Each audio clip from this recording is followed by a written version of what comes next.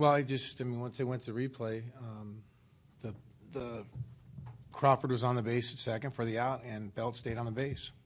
I mean, that's why we have video replay, and that's how they got it right. I mean, obviously the umpire messed up when he came out. He was just trying to say there was no overturn at second, and they're overturning the call at first. So, once that thing goes to replay, they check everything, whether it's a slide's legal, and then we go ahead and say we'll check the guy at second.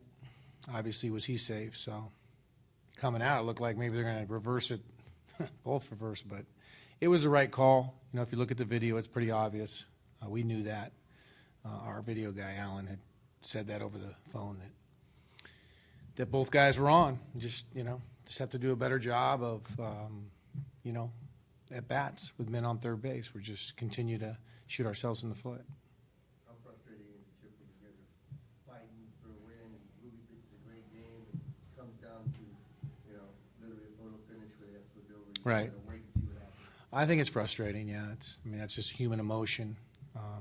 The guys they're busting hard. I mean, we were able to get out of that ninth inning by only giving up one run. Zig did a good job of getting a double play. So we put ourselves in a spot to have a chance to come back and tie it with a manageable one run. Looked like we would have a chance, but that's part of being in the big leagues. It's very difficult to score runs. I think it's more difficult than people think when a runner's on third, and we're not doing a very good job offensively that way, and we have to get better. How was Ziegler's hand? It wasn't good. I was surprised he could pitch. We'll see what they were, both fingers were purple. He got hit on his both fingers, but he was throwing the ball okay, and he said he was good to go. So we'll see after the adrenaline goes away how it is tomorrow. See his availability. What are your plans for Bourne going forward? Is he now your center fielder against all pitching? No, I would say that we'll just see where he's at. We'll use him off the bench. Will he start? Yeah, he'll start some games, but he's not our everyday center fielder. I say Chris Owings still is, but he'll get some starts. He's an important guy to have off the bench with his speed, his ability to bunt. Giving us good at bats, but I would not say he's our everyday center fielder. Did Rudy hurt a little bit his leg or hip or something? No, he was just his groin was a little tight. That's why we went out and checked, and that's really why I took him out of the game after the walks. I just felt like it was probably enough at that point because it was a game there with the groin feeling good. Probably doesn't walk a couple of those guys he did towards the end, and that's when he could maybe complete. He had good stuff today. Did you say that was bothering you in his last start? No, he had some other tightness. No, it was not. So it was, sometimes, with pitchers they're given it, and remember we ran out a couple balls, got the hit, ran out the bunt. It may happen there. What did you see from Kane today? He threw the ball well. He threw late into the game. He was throwing 91 still, which, velocity-wise is pretty good for him the way he's been pitching now. But obviously just the mixing of the pitches, the breaking balls, change-ups, elevating the fastball. He did a really good job. He was a veteran guy. He's got guts.